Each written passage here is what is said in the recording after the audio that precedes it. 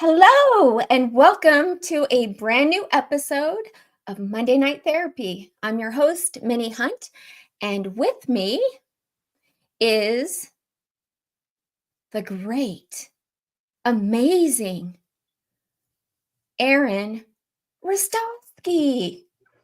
Welcome, Aaron. Thank you for having me.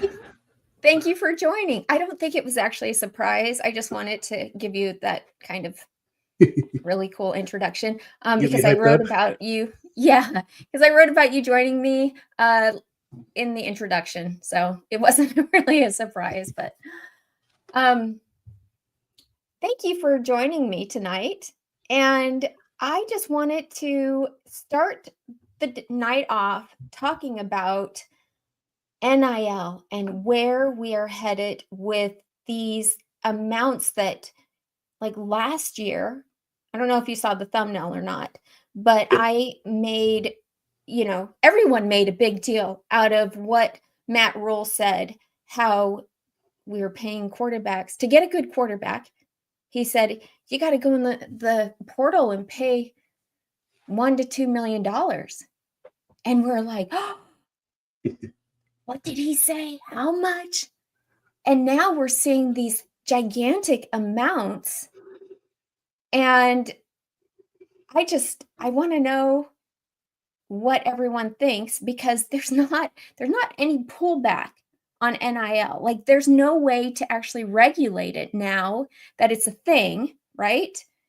And the only thing that can be regulated possibly would be the revenue share.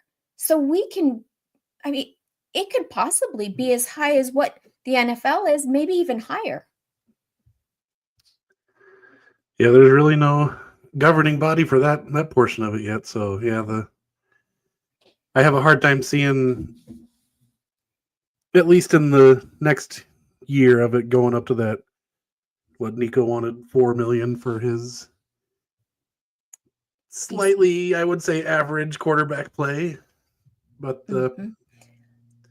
I don't see it getting that high. But man, yeah, it's not going to be too long before we're looking back on like when Nolan Ryan signed the first $1 million baseball contract, and everyone was like, "Whoa!" And then it just took off from there, right? Exponentially goes up every year.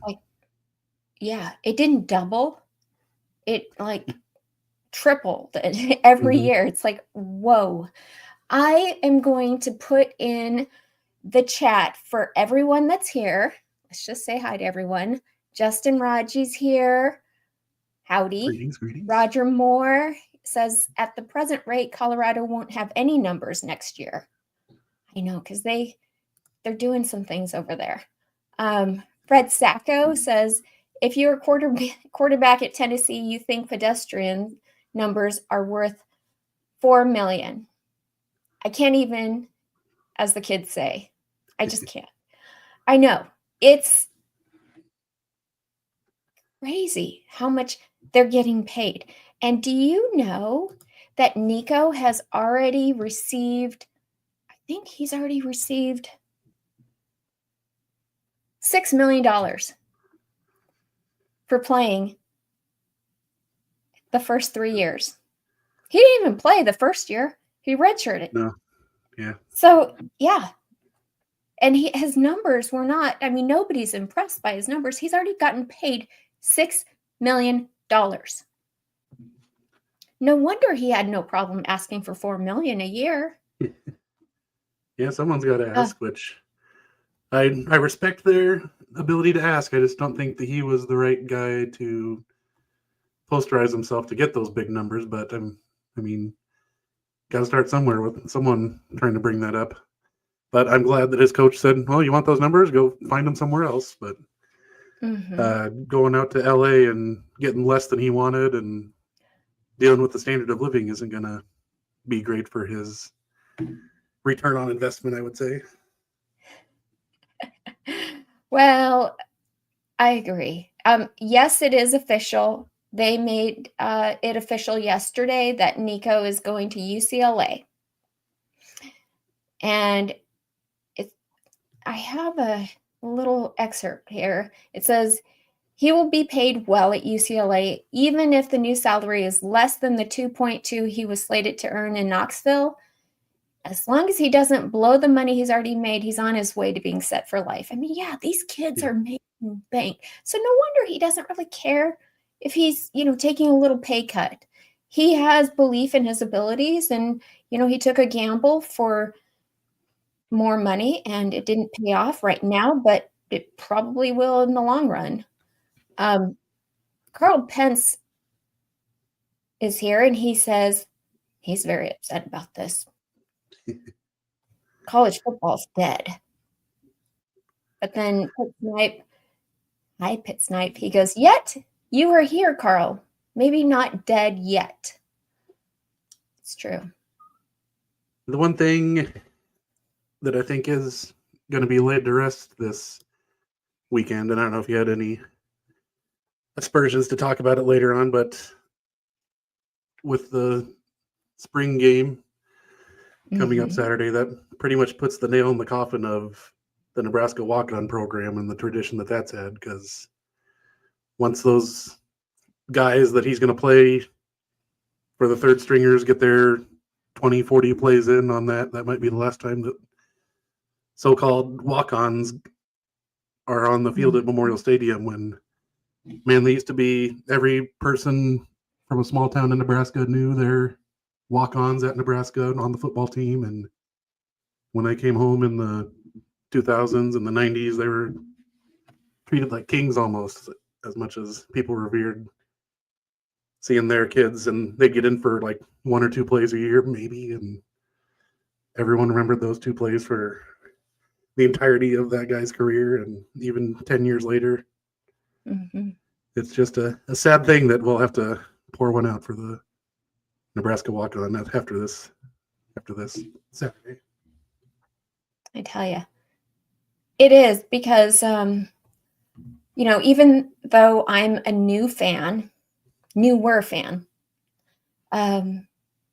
just about 10 years now,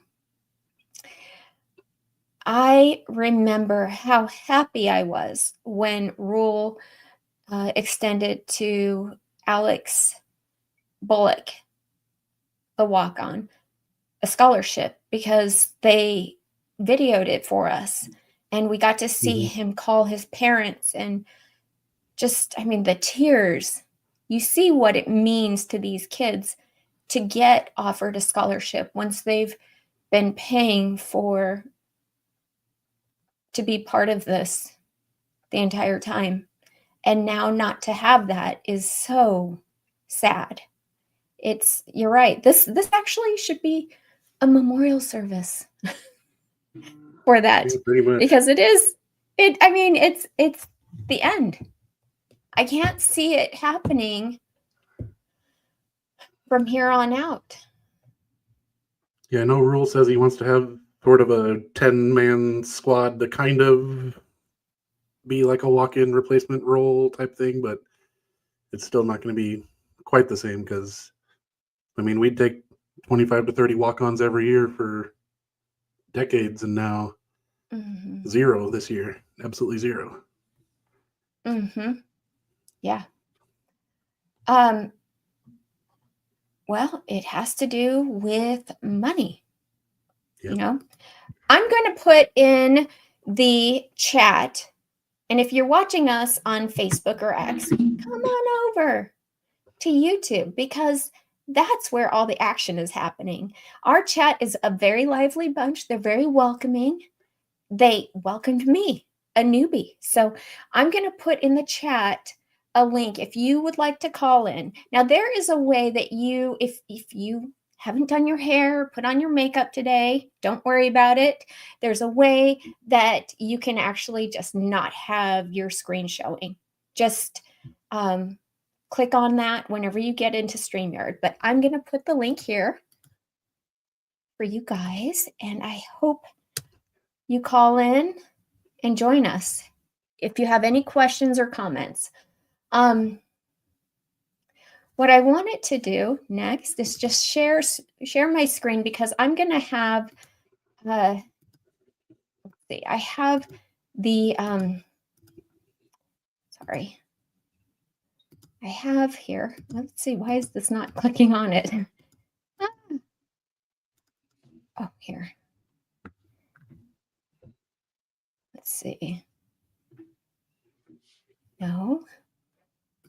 Well, shoot. I was going to say that Lane Kiffin mocks Miami for paying Carson Beck because he said, did you catch that? I didn't see that. Okay. Carson Beck, the new quarterback down in Miami, is making, I think, around, what did I say, 6 million? Or was it 8? Anyways, Lane Kiffin goes on record just, I think it was today or yesterday, saying, I wonder if Miami has actually watched his tape because he's not worth that.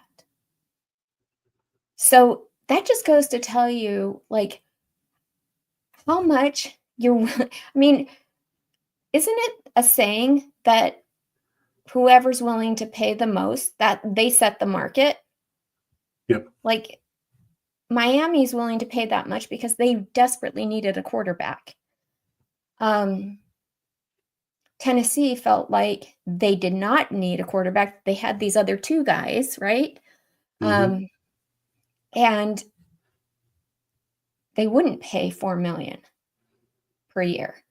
So I just think that's really interesting what teams are willing to pay and then what coaches are looking at from the outside going, he's not even that good. Why are they paying him that much? Yeah, not the brightest stars, I would say, are the quarterbacks seeking this money right now. So I mean, people are still willing to pay it to get above average quarterback play, but I don't understand why these are the guys that are seeking out that money when others, in my opinion, would be much better off. They must be actually loyal to their team and fan base and strange things like that. I mean, who does that anymore? Okay, so here it is, the link, and I'm just going to go ahead and read it. It appears we've officially entered the era of mocking ridiculous NIL deals for college. This is from Outkick, by the way, for college football players. About time. This thing has predictably spiraled out of control, and it's time to pump the brakes just a bit as we head into the 2025 season. Last weekend, it was Nico situation at Tennessee for those who missed it, and I don't know how you could have. It's all anybody talked about for days. Nico essentially dared the Vols to not raise his salary to $4 million, and they called his bluff. Now he's making peanuts, allegedly, out at UCLA, and the whole thing has backfired in spectacular fashion. Not great. Enter Lane Kiffin, who poured gasoline on the fire this week by stuffing new Miami quarterback Carson Beck in a locker mere months after leaving Georgia for more money. Miami gave him $4.3 million. And did they watch his game against us? That's what he said. And there's the link. So he does, the thing about Lane Kiffin, and that's why he's really not here at Nebraska any longer, or at Nebraska. People were not happy with him because he speaks his mind and he makes headlines always. But Lane Kiffin doesn't hold back. Whoa, Nelly. Yes, unfiltered Lane Kiffin is the best Lane Kiffin. It's the only Lane Kiffin we want, frankly. Nobody in college football stirs the pot quite like Lane. And this is peak stuff right here. Beck was a 2-year starter at Georgia. He helped the Bulldogs win a lot of football games and generally was a good quarterback. Good, not great. Nowhere close to it. Anyways, they go on to talk about how Beck has secured close to $10 million in NIL. I'm amazed. I'm astonished at these numbers I keep seeing. Every time I look, it goes up. They're adding zeros next. Yeah, and that's why we got to be a little worried about tonight with Marty down in the running back down in Miami, because they'll find crazy amounts of money to throw at someone to put them on equal ground with other people recruiting. So we got to hope that we'll have a good enough package. It won't be as substantial as their package, but just waiting for Fred to get on that. But also, we got to hope that since he's from Omaha, his family seeing him play 9 games a year in close proximity would outweigh the hundreds of thousands that Miami's going to throw his way. But we shall see. Well, I have to say that it's making the sport for us fans, like Carl Pence said, it's making it less fun to watch. That's the reason we loved college football to begin with, is what you said, the walk-ons, the reason you wanted to go to play at Nebraska is because your dad took you to watch the games. And that has all it seems like it's all gone by the wayside. And that's what college football landscape is looking like now. Yeah, now we're going to have to basically count on guys like him and the few scholarship guys, even from the state of Nebraska, to be kind of our new age walk-ons that we put entirely too much stature in. But it's true. But you know what? Here's the thing, okay? I've been discussing this a lot recently with other people around college football. And I have this crazy idea that if there was some way to put a cap on NIL, because what NIL was originally supposed to be was you're paying for name, image, or likeness, which is advertising, marketing. You have a brand. What that was supposed to be is that, and what it actually is pay for play. 2 totally different things. Because if I own a company and I want the best athlete to represent my company that I can afford, I'm going to go and pay for that athlete, which is probably not a freshman, right? Possibly. Could be, because Dylan Raiola came as a freshman and we really wanted him. But the point is that you should prove yourself first as an athlete. And I think that there should be some way to either prove that the athlete is working for some sort of advertisement, like he's or she is required to do some sort of work, and also to put a limit on how much money those kids can actually make in these deals via their college career. And the reason I think that should happen is because there's no other way to govern it. Yeah, they really should have some sort of, like, if you make an all-conference team, you get a such and such bonus, or all-American teams, you get such and such bonus, as far as something like that. But then that would force, if some Kansas State guy all of a sudden gets an All-American and they have to pay him a bonus like that, then that's going to be hard for them to want to pony that up. And so it's something, yeah, where they have to figure out how to reward something and not pay for, I guess, promises. But it's going to be a hard thing to figure out in these couple of years. Well, Vince Watson says NIL can't be capped. I get that. Mm-hmm. But Roger Moore chimes in and says dads are taking their kids to see CU to watch numbers be retired. Since he brought that up, thank you very much for bringing up CU again, because I know that's obviously irritating to you. But I think it's interesting that out of all people, Deion Sanders shares my thought. I just saw this yesterday, and this is the exact same thing what I was talking about. It says, Colorado's Deion Sanders calls for NIL cap in college football, cites NFL rules. And it says, Colorado head coach Deion Sanders called for NIL cap in college football, akin to the NFL salaries cap. In an interview with Jarrett Bell of USA Today, he says, there should be some kind of cap, Sanders said.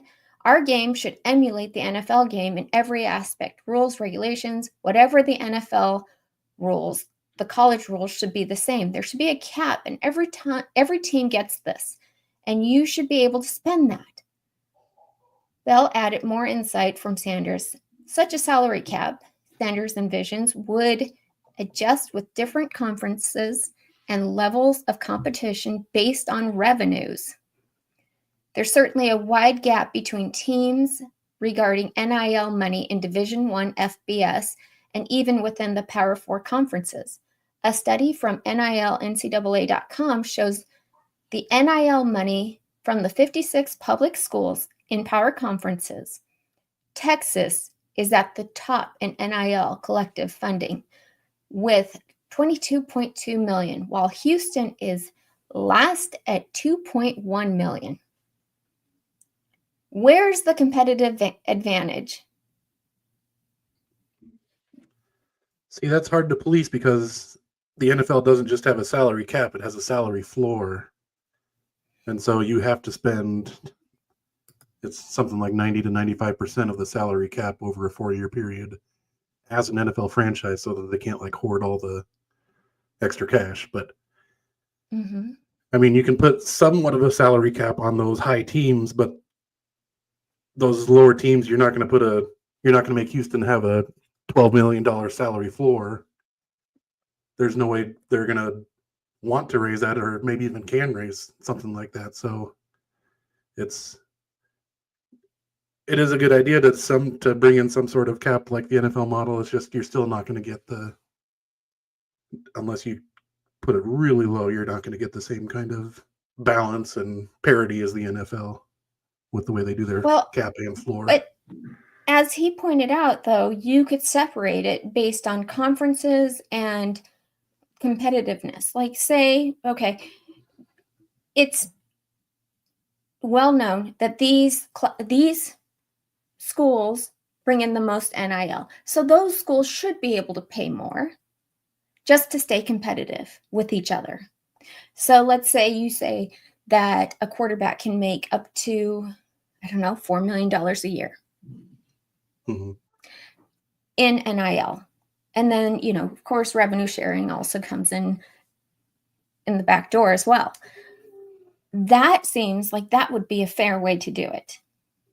And then you section off another group of schools. And these schools, the schools that have the most money, are always in the playoffs anyways.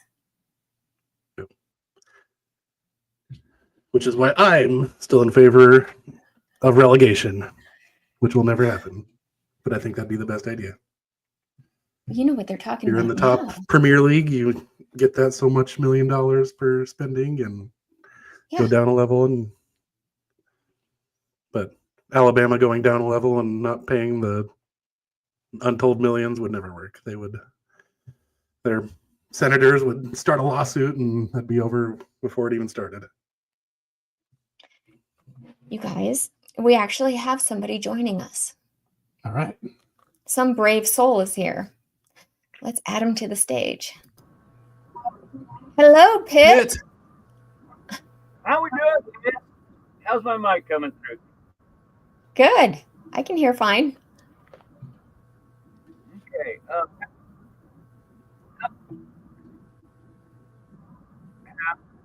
How's feedback?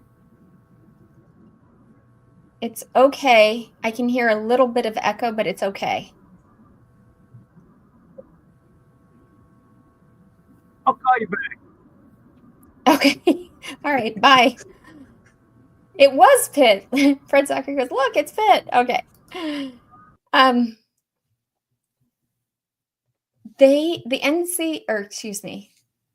guess from what I gather, is it the Big Ten and the SEC, or was it the NCAA? There's people meeting in, is it Texas this week? To go over again, the NCAA. Yeah, to go over again what the playoffs are going to look like, as well as other things. I mean, there's other things they're talking about. But, they're talking about now doing a 16-team playoff. We're at 12 and we don't like it. But they're already going to suggest to go up to 14 next year. And then the year after that, possibly 16. What? How do you feel about that?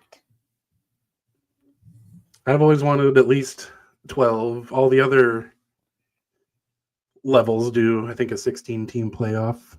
So why can't the best and brightest be able to pull that off? There's no reason the kids from Montana and South Dakota can pull off playing, 5 games in 5 weeks or 4 games in 4 weeks. And guys from Alabama and Ohio State and Tennessee can't do that. I've never understood it, but yeah, they've got I like a couple teams getting a bye, but if they didn't get a bye and just got a weaker team to play, that wouldn't bother me. But it was great watching those games at the home sites. I think I'm down for a lot more of that, I would say. Oh my gosh. Look at this. Tony says 16 with no bias sounds good to me. And then right after that, Vince Watson says 16 has no bias, which is good, in my opinion. Great minds think alike, I suppose. Just leave it here. Just leave it to us, and we will figure this whole thing out. I mean, we have amazing minds here. Obviously, we can figure things out.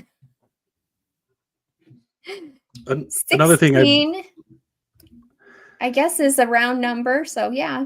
Yeah.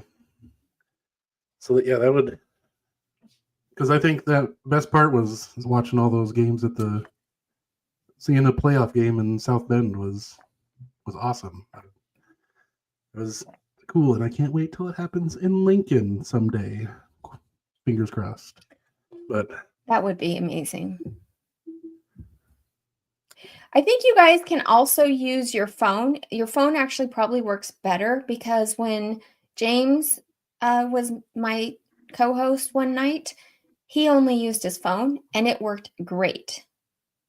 So that might actually be better if you want to try and click on the link and use your phone. If you're on a phone. Again, all you have to do is when you get to StreamYard, just click on the, on settings. It would be your camera. Just have no camera. Okay, well, the competitive advantage obviously lies with the people with the most money. We know that. It's very clear. And all that is going to happen is they're going to get richer with the way that things are being laid out. What happens to like the Houstons that only have raised 2.1 million? Is that Houston Christian? Is that who we're playing? It is. Doubt they have even that much at Houston Christian. But kind of what they must have gotten it from us. Kind of close to what Fred Sacco said at 823, how they had like a pay scale for kind of freshman and sophomore. I think once we get to where there's contracts in there, that teams that develop the freshman and sophomore into guys like, say, North Dakota with Chamar, developing him into player of the freshman of the year, and now he's going somewhere. Like if Miami signed him to a $800,000 or something like that, they should have to pay North Dakota a stipend to get him out of that contract. There should be some sort of buyout to go up a level. So I think that would help a smidge with the competitive balance like that. I mean, it's not going to do any heavy lifting, but I think that would help a little bit with that kind of stuff. I think it would. I think that is how most companies do it, right? They put a value. That's what Matt Rhule said. He hired our new GM, Pat Stewart, to do. He said that's what he's good at, is putting a value on positions. But not only to put a value on the position, but to put a value on where they are in development. Mm-hmm. I think that I'm excited. He's going to talk this week, sense. I think, isn't he? Is he? I haven't I think looked. he was on the schedule. I'm excited to hear what he has to say about all that kind of stuff. Because yeah, it's interesting. There's like the NFL, you've got your practice squad guys, you've got your starters and your backups. Here, there's such a big range from the starting quarterback to the. You don't just have a backup guard like you do in the NFL. You've got a third or fourth string guard that you've got to figure out their worth to the team and that kind of stuff. And long snapper, thank you, Roger. So he brings that to our attention. Thank you. I wonder how much our long snapper is worth. I think he's worth quite a lot. After last year, yeah, a good amount.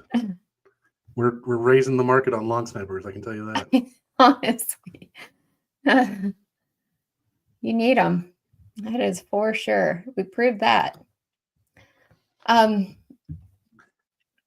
Well, yeah, that is really interesting just to see. And that's the whole reason why, I mean, the transfer portal has become a disaster to begin with. Why I actually was on a show today where they counted the top 20 quarterbacks from 2023. There's only 8 quarterbacks out of the top 20 that are still where they made their original commitment to. Mm-hmm. The other 12 have transferred, and not just transferred once. Most of them have transferred already to their third school. Yeah, same with like the Heisman race last year. Wasn't it Genty was the only one of the 5 guys that was at his original school, I think. Was it? I think because it was the Miami quarterback and then Hunter. And I'm blanking on the other 2 that were even there now.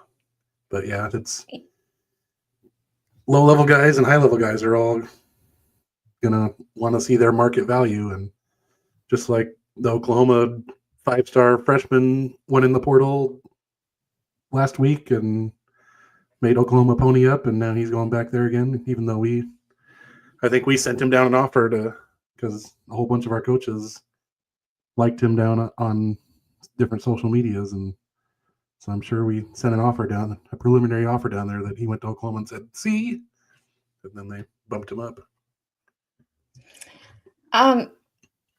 Fred, you should just call in. If you're going to make comments like this, you just need to call in, buddy.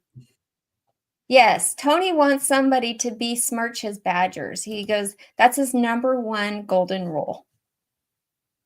So I think that's if we do anything for you tonight, Tony, I hope that's what we do.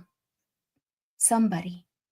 Otherwise, I'll have to, and I'm not the best at throwing shade, as this person who is here is going to tell you. Welcome back, Pitt. How you doing? All right, let's try this again. Take 2. Oh my gosh, so much better. The phone suggestion was great, man. Good work. Okay, cool. Yay.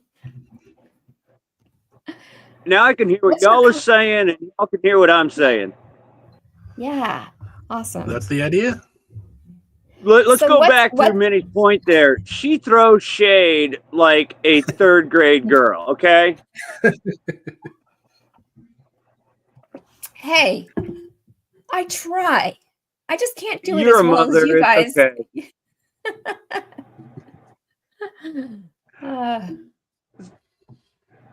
Thank you. I'll say the spring game picture that they took of Wisconsin looked like it was a Nebraska Class C2 title game. The amount of fans that they had there, that was I know we're probably not gonna crack 20,000, but still, they had what 7,600 or was the reported number there? Yikes! There you go. I got a suggestion. What's that? Some of us watch way too many college football shows, right? And so we have heard all of these gripes about our sport being tore up and wore down and the NIL this and the cap that and blah, blah, blah, blah, blah. And some people do a really good job. Some of these hosts out there, and I'm not throwing shade at you, men. It's not your job. You got kids to raise, for fuck's sake.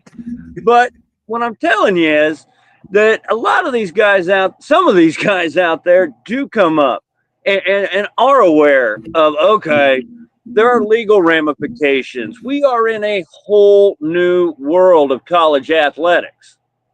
And we don't know what the rules are yet. And until we have a governing body that was not established on the principle of indentured servitude, then we can have no limitations on anything, really. The NCAA is a sham. Unfortunately, we're not going to like the effects of that governing body because it's going to come about when the Big Ten and the SEC and Fox and ESPN and NBC, ABC, CBS all get together in a room and they form the new professional college football league with a board of directors or hopefully a board of directors or whatever the hell the NFL has, commissioner. And that's just kind of where we're stuck. But we are headed that way. So maybe, Minnie or Aaron, someone needs to write a list of all these common gripes about what's tearing our sport apart. And the answer to why those gripes aren't getting addressed, because they're not getting addressed for a reason.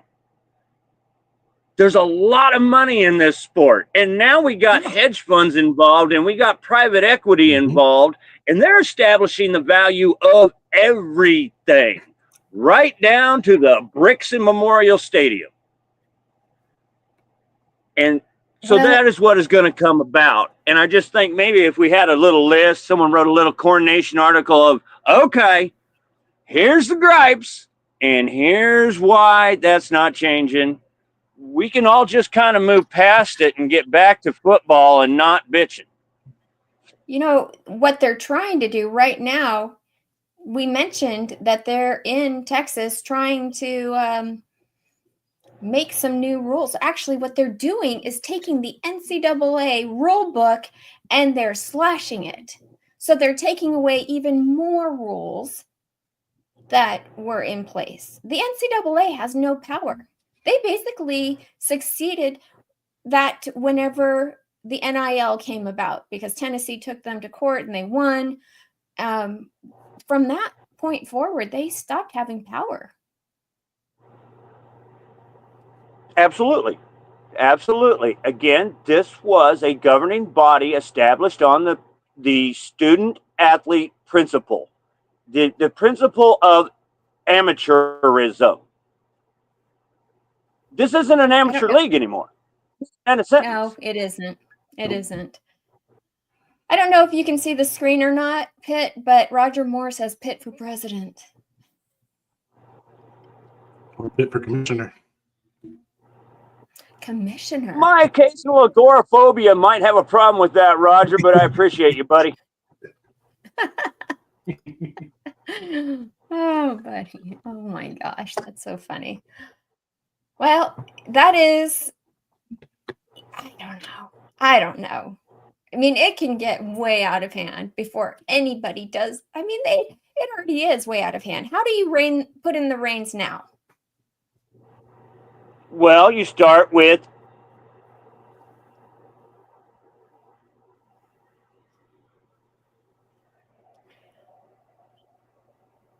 Sorry. I lost you. I just hear your last comments. How do you put the reins on now? I'm sorry. Can you repeat yourself, Minnie?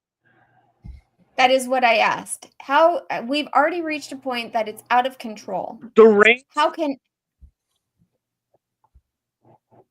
Sorry, I cut you off. The reins are already. We were cutting each other off. I have a delay here, so my bad. Those reins are in place, or not? They're not in place, but they are slowly getting in place. We need lots and lots and lots of reins. One of them is not the salary limit, the roster limitations. That's another step in this direction. We got to make our rosters equal and blah, blah, blah. We also have a lot of league stuff going on right now. Is the ACC even going to be a thing next year? We don't know. Or do we care about the Big 12? Is the Big 12 now a part of the group of 6 or 7?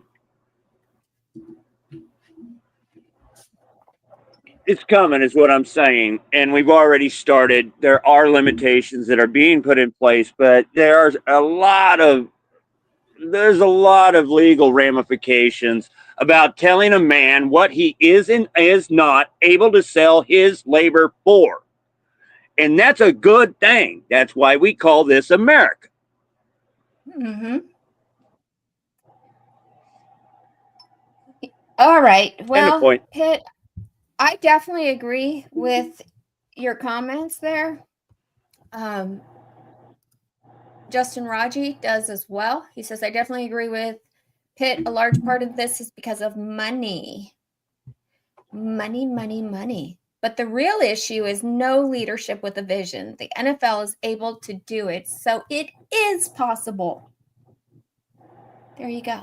Here's the difference. The reason we have a problem is because NIL was created prior to revenue share. NIL was created prior to, in Rogi's case that he's talking about there, the entire league has been here for over 100 goddamn years. The whole league has been here 70 years before the NFL. And the governing body hasn't been established yet. Yeah. That's the difference. There's issues. Guys, we can solve this. This is the Reconstruction era of college football. Not the golden era. No, this is Reconstruction, and let's try to skip the Black Crow era if we could, please. Okay. Rastovski, I haven't heard from you for a minute. What do you think? Do you have any comments? I'm right on board with Pitt. I mean, I may have sounded like I'd want everyone to get out of my yard, but I've wanted this for the players for years and years and years, and I would rather have it the way it is now with the transfer portal and the NIL than to have all those players being taken advantage of, whether it's well regulated right now or not. So the guys, I don't think they're getting paid what they're worth, but they're getting paid what teams are willing to pay them. So I'd rather have it that way than to have it the way it was, where they were getting the training table every night, and that's the extent of their payment, other than schooling. Mm-hmm. I think of the kids like Garrett Nelson, who gave his heart and soul to this program. What's he doing now? Did he make a dime ever? I mean, those things kill me, because then I see this kid, and he may be a great kid. Who knows, Nico? But he's already been paid $6 million. I mean, even I'm like, there's no freaking way. For what he's done, How does he get paid that much money? Mm-hmm. Because he was projected to do so well? I got an answer. What? Because he could have his leg ripped off his freaking hips tomorrow. And that's the last of the money he will ever earn on those skills that he has. And I know everyone wants to wring their hands and clutch their pearls about some kid who's making more money than you. And that's bullshit. That's jealousy. It's petty. It's just garbage. Because the kid could lose his entire career tomorrow. That's what I was comparing it to. I was comparing it to a kid that got in right at the right time compared to somebody who gave his heart and soul to this game. I actually sat next to a dude on the plane back from Lincoln the last time I was there who couldn't play football anymore. He had one of those career-ending injuries. And his football career was over because of what he sustained at Nebraska. He never got a dime for playing football. That's what I'm comparing it to. Right. You're comparing it old era to new era. And there's a reason we have a new era, because the old era was terrible for those players. It makes me sick. But then this is making me sick too, because this kid has not done anything. $6 million. I'm sorry. You have an offensive line that is pretty good. Okay. Let's just go with okay.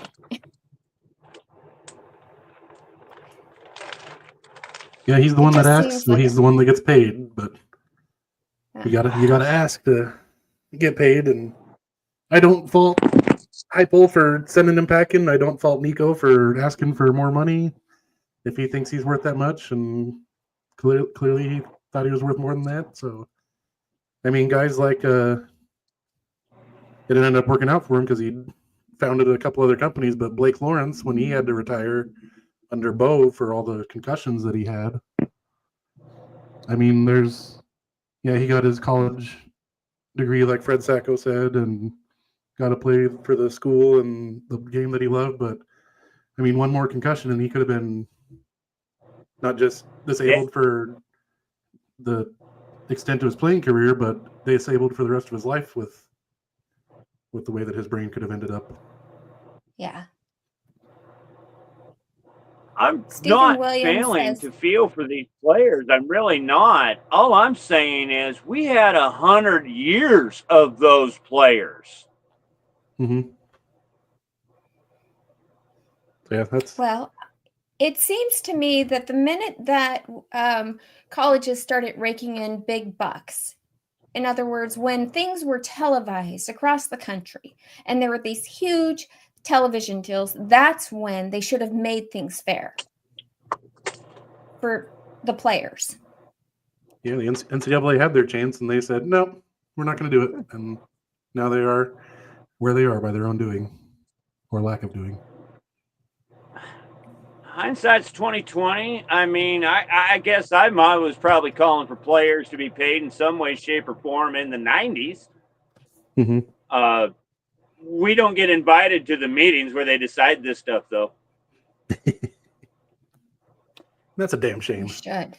That's because YouTube was not a thing back then, and there were not all of these, shows talking about how bad they've gotten it. Because I guarantee people hear this. Stephen Williams says, money, the root of all evil. It is so true, Stephen. No, it's not true. No. The root of all evil is the love of money. I know my Bible. Oh, well, there you go. The love of money. Corrected. We stand corrected, Stephen. You and I. Yeah. Any rate, I'll get out of your way. I've made all the noise I need to tonight. Thank you for joining us. That was fun. Yes, sir. I love you. Love. We'll talk to you in a few. Okay. Bye. Well, it wasn't that great. Guys, look at how easy it is. Just get on. You don't have to stay on that long. If you have a question, comment that you're dying to say, just, yeah, it's so easy. And I'm going to put the link one more time for you guys. Because I'm serious. I'd love to have you chime in. It's so easy. Of course, I'm like you. I would never do it. Would you, Rastovski? Would you click on the link? I don't know. You know how long I was lurking on coordination before I even typed in a chat on like a game thread? It was like 2 years. Me too. Not 2 years. I was more like 2 months. No, I was around for a long time. Oh my gosh, that's so funny. It was back in. And look at you now. You're here. 2010. That's so funny. Well, okay, so we talked about NIL till, I don't know. Can we talk about it anymore? I will say that I don't know what I'm bringing this up for to make a point, but it was nice to see. I don't know exactly the purpose of what she was doing, but gosh, and I just blanked on her name. The volleyball player was in Harper Chicago. Murray. Yeah, she was in Chicago and had this giant gathering of all these little kids, and it looked like it'd be an awesome place for any of the little girls that look up to her to go and meet her, and she looked like she was in heaven meeting all them. It looked like a lot of fun, and I'm sure she was getting some payback for it, and that's, I think, the way that this whole thing was intended to go. And so I think that's the way on like the lesser sports that it will end up going, but football's a whole nother animal. But that made me smile. It did me too. Anytime I can see Harper Murray doing anything, I'm happy. She is, there's something so special about her. I have no idea what it is, but she's like one of my favorite people, and I've never even met her. I just think she's amazing. I'm just one of the biggest fans ever, because it's like, look at her doing what she does. She's so talented, and she looks just so beautiful, and I just think she's fun to watch, and I just love everything she does. Everything she does. So yes, it's my favorite things in life are babies, puppy dogs, and then Harper Murray. But yeah, that was good to see. Okay, so Joseph Doherty is here, and he says Husker wrestling. What's going on with Husker wrestling? What's going on with Husker sports outside of football? Is there anything we need to know?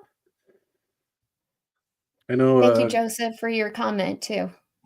Coach Manning basically said he's not going to pay these huge nil deals for his players. He's going to bring them in as freshmen, and he's going to develop them. He said that's the kind of program we run.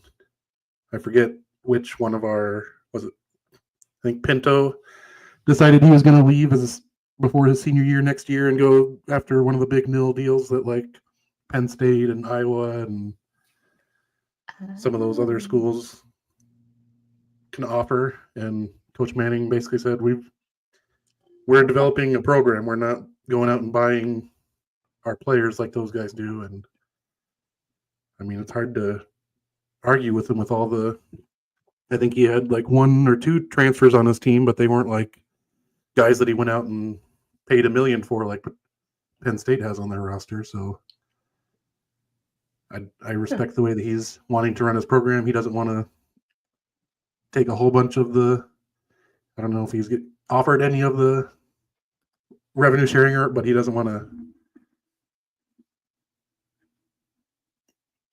Yeah, Pinto. But that's the way he runs his program. That's the way he always wants to run his program, and I respect that. I do too. There's another thing. Sorry, I always tie everything into football because that's what I know.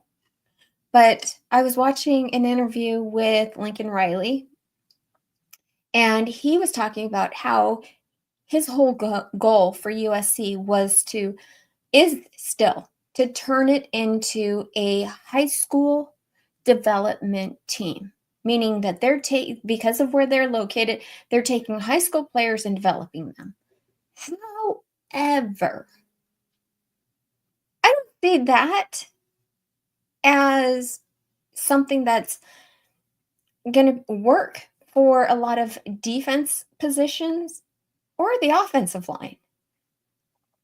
We know, I mean, as a true freshman, playing on the offensive line is so rare. How can you possibly sit there and say, this is what we're going to model our program like? And that's really not the truth. Yeah, I mean, back in the day, it was always you didn't play till you were a fourth-year junior or fifth-year senior, unless you were like an all-timer. But even now, we've got our top O-line recruits coming in, and other than the right tackle who John hates that just graduated, Ben Hart, other than him, they aren't starting day one like the kid from Logan Magnolia, who was our top recruit a couple years ago. He still has yet to see any meaningful snaps. And Bricks. You've got to have bricks. You've got to have spots on your roster to keep developing those guys, even if you do bring in some of the highly sought after transfers. I like what Rhule is doing. Oh, go ahead. Sorry. I was just saying they are trying to. The main focus they're having for 2027 now, one of the recruiting classes, is they're bringing in a whole bunch of the top tackles in the country, including from Arizona, from Florida, from Georgia.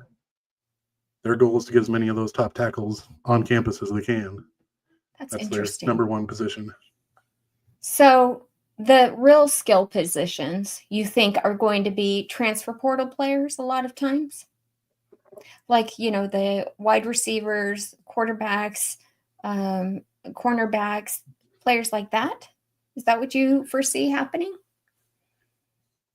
on a roster? I don't know how early on in the process Rhule said it, but he kind of said that he'd have like a 53, kind of like the NFL, a 53-man roster of guys that either are playing or should be playing or are very close to playing, and then a 53 developmental team. I think that's a really good way to look at it, is something like that, where you've got kind of an active roster, kind of a backup roster that practices, and then they'll have that 10 spot for the injured reserve type thing. So I think that's a good way to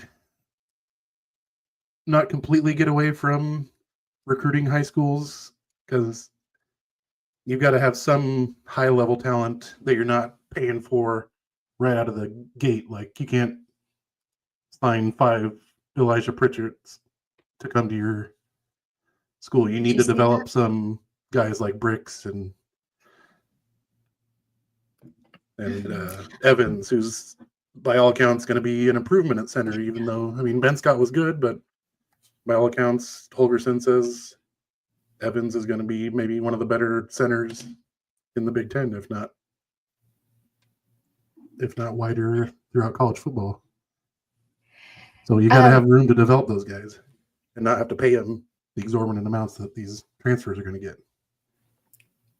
Well, Pitt brings up a good comment here. As it is, developmental programs are just fine for Division II or an FCS. Or let's not forget about JUCO, because they get an extra 2 years if they go to JUCO. Yep. Also, we've kind of got, we're playing a little. A guy. Oh, go ahead. We're playing a little kind of footsie with South Dakota State and North Dakota, bringing them in to watch this spring game so that they can see guys that want to go there, while we've got some former players on their staffs that they can be like, hey, this guy's doing pretty good and wants to move up a division. Why don't you take a look at him before anyone else might have a chance? So that's interesting. So we got the little nudge, like with Charmar Brown, perhaps. The running back from North Dakota State. Did we? I don't know if we have any. I forget if we have any on their roster. I think it's South Dakota State that the coach is like real good friends with Rhule, and Okay. So that we could have a lot of back and forth with them. I think that there's going to be a lot of Nebraska guys going to South Dakota and South Dakota State. Yeah, like feeder schools. Yeah. Yeah. What Vince said. Thank you. And Pitt Snipe says JUCO will just be in the minor leagues of the Professional College Football League. That's interesting. PCFL, Professional College Football League. Do you think that's going to be a thing? I don't think that the bosses of college football would allow them to call themselves professional, and I don't think the fans want to call them professional either. So CFL at the very most, the College Football League. Yeah. Yes, we'll go with that. I think that this Charmar Brown sounds like he could. I mean, I don't know anything really about Quentin Ives. I mean, we saw him just so little. It's so hard to know. We've heard a lot about him. The backup running back that we have right now, to Emmett Johnson. And then there's a guy named James Williams, right? Or is it, what's his name? Isn't it James Williams, the other running back? With Quentin Ives, same class. I know his last name is Williams. Gosh, I haven't looked at the roster in so long. I'm blanking on all the names. He did have a return when we played against Boston College. I do know that. But it seems like we need somebody like a third guy in there that has had experience. Justin says Brown is a must get. Must. How do you like that? Yeah, guys, don't forget to like this video. It's really easy. All you have to do is hit the X on the chat and go and hit the like button and then come right back to chat. Okay? I don't know if he's a must get. He would be a very, very, very nice get. And I think that they should, I don't know, I don't think they should match Miami's money, but they should definitely give him a very good offer. Did you say Miami? Miami. Okay, there you go. You? Yeah. Yeah, Miami can throw around bank. They have the ability, obviously. They have the highest paid quarterback now. Mm-hmm. Pitt, I don't have a roster right in front of me because it's not official yet. I will get my shit together before the season starts, okay? Is it Kenneth Williams? Is that your running back? Yes, Kenneth Williams. Okay. That's who. Yeah, I think he did more on special teams for us last season than anything. Because I agree with Fred Sacco at 903. No disrespect, but 903. He says, no, James. Whoa. Okay. You almost said it. I can't believe that. I can't believe it. I was not going to say it. I mean, obviously, you know that. I tried Fred. Anyways, he left here and shit on his former teammates. We know that, yes. And he has no disrespect for anyone, as he told us. Yes. Okay. So what's going on with baseball? Oh, they probably should have swept Northwestern since we haven't lost to them, or we haven't, lost to them since May of 2019. But Will Walsh, who had been pitching just out of his mind the past few weeks, having to sub in for Big Mac when Big Mac went down. Oh. He's been great, but finally just kind of cracked. But he's a guy that he doesn't care about pressure. He doesn't care about big time games. So I expect for him to be just fine come next week. So Yeah, we should have swept Northwestern, but at this point, just getting as many guys reps as we can to get everyone ready for the Big Ten tournament, because it looks like we're going to have to win that to get in the NCAA tournament again. So, dang. Offense seems like it's finally starting to get around. Guys that got hot at the end of last year starting to heat up a little bit. So I think we just saw so many good pitchers the first half of the season that they were obviously not hitting great, but so many good pitchers. It's hard to get back on track when you're facing UCLA and Vanderbilt and teams like that all the time at the beginning of the season. So now we're starting to get into the Northwesterns, and we're done with Iowa. So Maryland is coming up next. It used to be when Nebraska and Maryland were meeting, it was for the top, whoever won took the top spot in the Big Ten. But Maryland has yet to win a Big Ten series this year. Their coach left for Alabama 2 years ago, and they've just fallen off the face of the earth.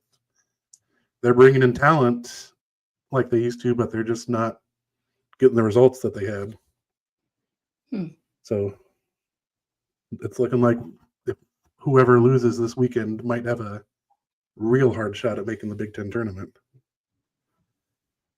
And it's at Maryland, which they play on like a little league field, so hopefully our guys that are heating up on offense can bash the ball out of the yard there, because it's crazy. It's seriously like 20 feet shorter than every other field in the Big Ten. Are you serious? Hey, Yeah, that's one thing I saw today nuts. or this past weekend. I'm not trying to just eat up time here, but this is something that I was like blown away by. I read the NCAA handbook for football.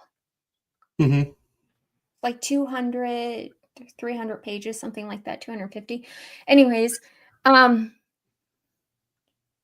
surprised me the most out of everything I read is that the size of a football that you play with can vary by like a pound and also by about an inch in circumference.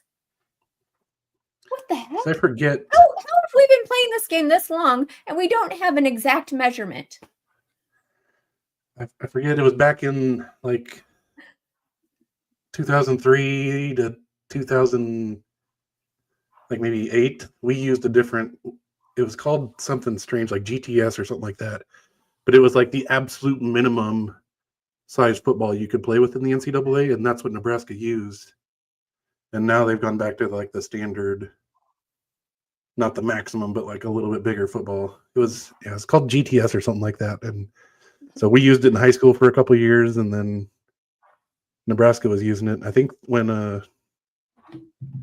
Zach Taylor won the Big 12 Offensive Player of the Year, they were using it that year because he could sling that thing a little bit farther because it was smaller and lighter. And yeah, it's crazy how much they can vary in size and weight. That blows my mind right there. That tells you if you can't get your balls in order, can you get anything else in order? And I do mean that. The way it sounds. All right. Well, there's the last thing that I wanted to talk about tonight, guys. GST. And that is what? The GST. I had it backwards. Sorry. GST. Okay. GST. Now we know. Is Cam Jurgens. He got. Yeah, buddy. Oh my gosh. So he was at the end of his deal, and they agreed, the Eagles agreed to a 4-year contract extension. And the deal now runs through 2029, and it's worth $68 million. And it includes a $39.4 million guaranteed. And apparently the $17 million average annual that he's receiving ranks second among centers, only behind the Chiefs' Creed Humphrey. How do we feel about our Nebraska guy now? Aren't we proud of him? That is he's so awesome. He's one of the better all-around athletes, especially for his size, to come out of Nebraska in a long time. I mean, the way that he can move and the way that he could throw shot, he played basketball at a high level, obviously played football and was a tight end in high school and for a year in college. And now he's a all-pro center. It's just amazing what he can do at his size. Yeah. Yeah. That gives me a lot of hope for the Ty Robinsons and the Nash Hutmakers. I mean, we have 4 guys, maybe up to 6 guys that can go this weekend.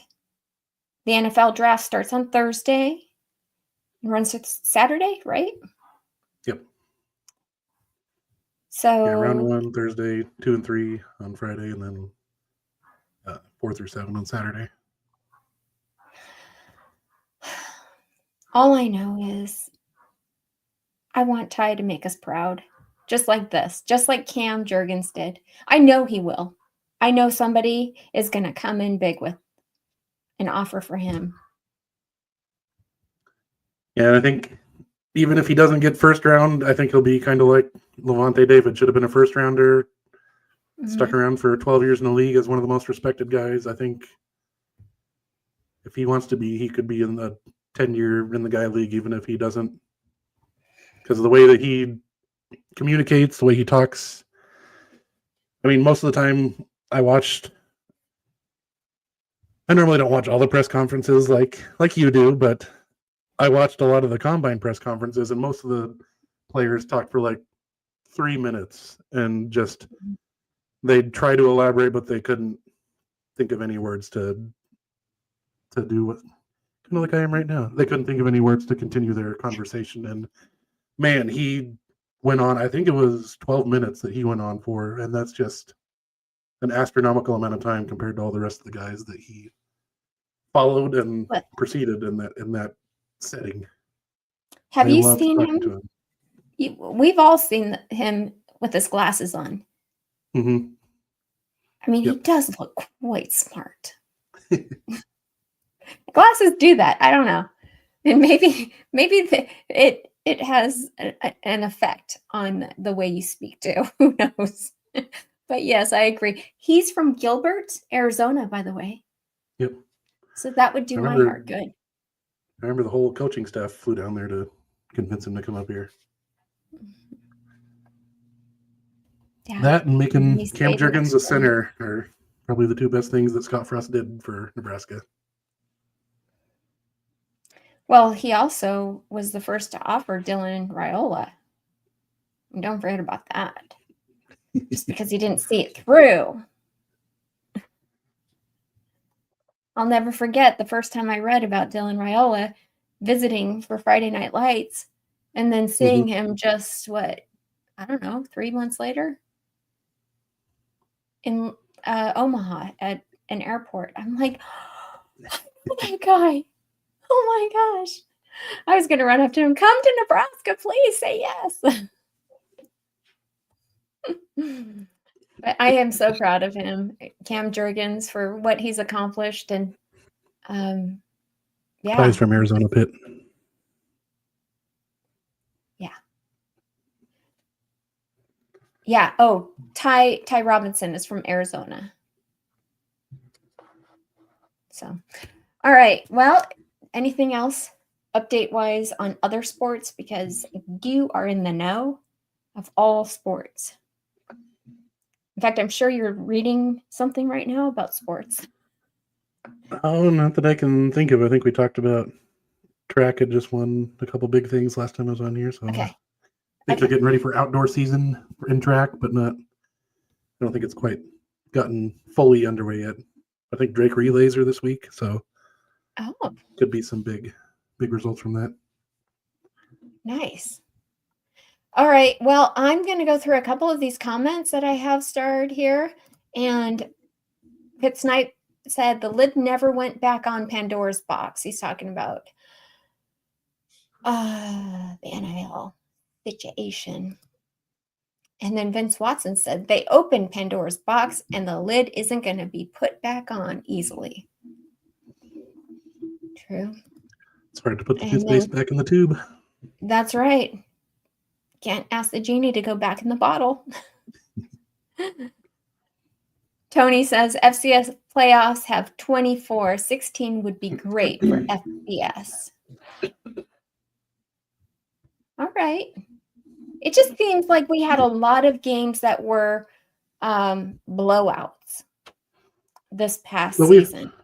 We've had that with 1 versus 2 before, and 1 versus 4 and 2 versus 3 when BCS was going, so that didn't bother me. That happens no matter who's playing.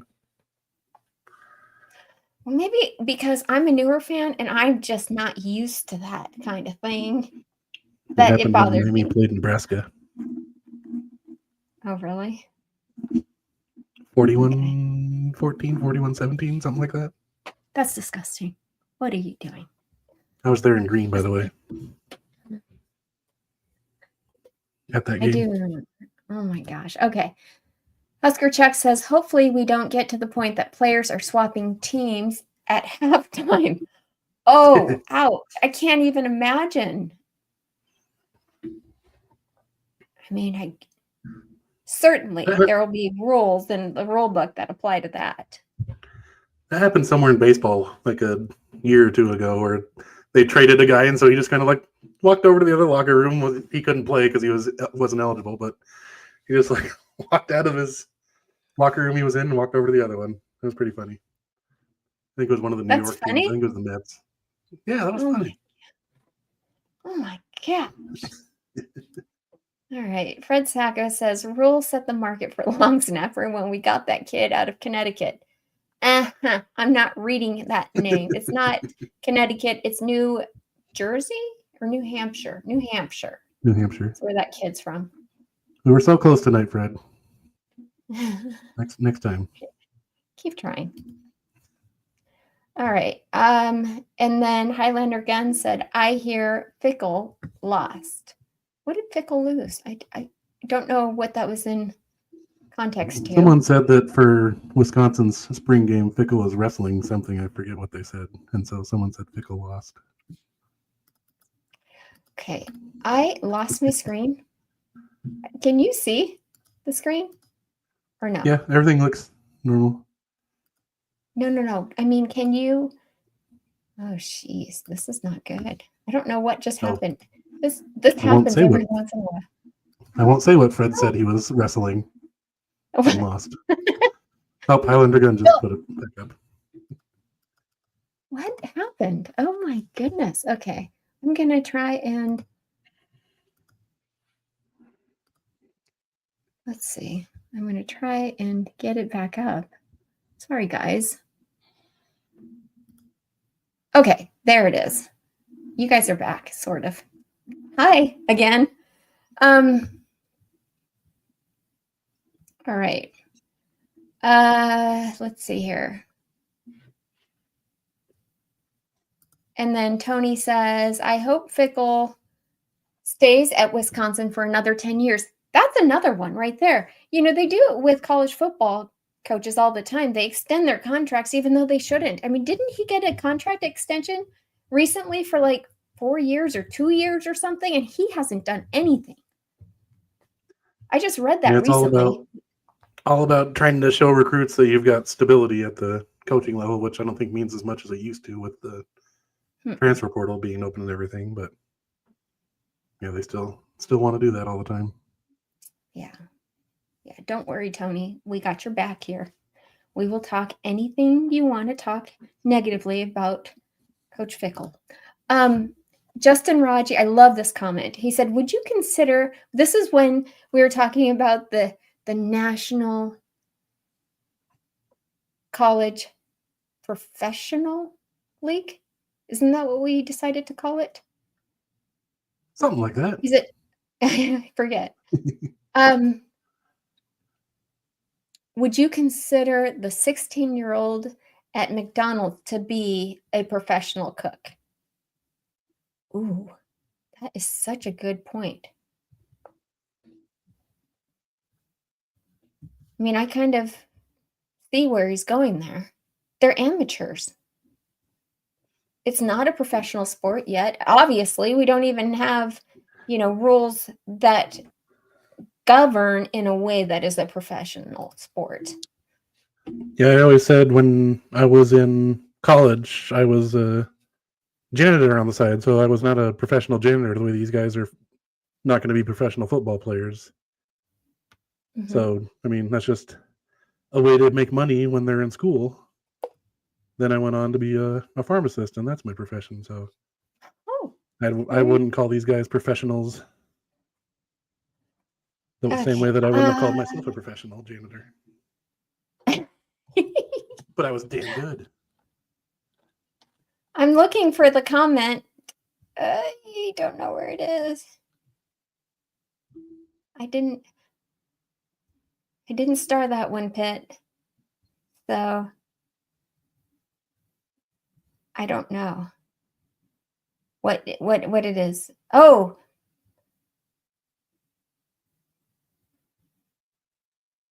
Okay.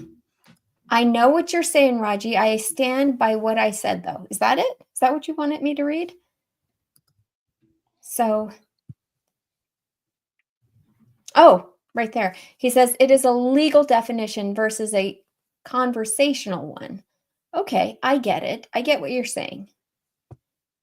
Legal definition meaning professional because he's getting paid versus the conversational one. I don't know. I guess there needs to be a definition for that too. There's a lot of stuff that needs to be hammered out. He says no. I just wanted to say thank you all for joining us tonight. Thank you, Rastovski, for joining us. And Fred Sacco needs to pee, so we're going to let him go. Seconded. To pee. Thank you so much. And I hope you all know that your comments mean everything here. And it is a true community. Without you, we wouldn't even be here. So join us again next Monday night for a brand new Monday Night Therapy. Until then, have a great week.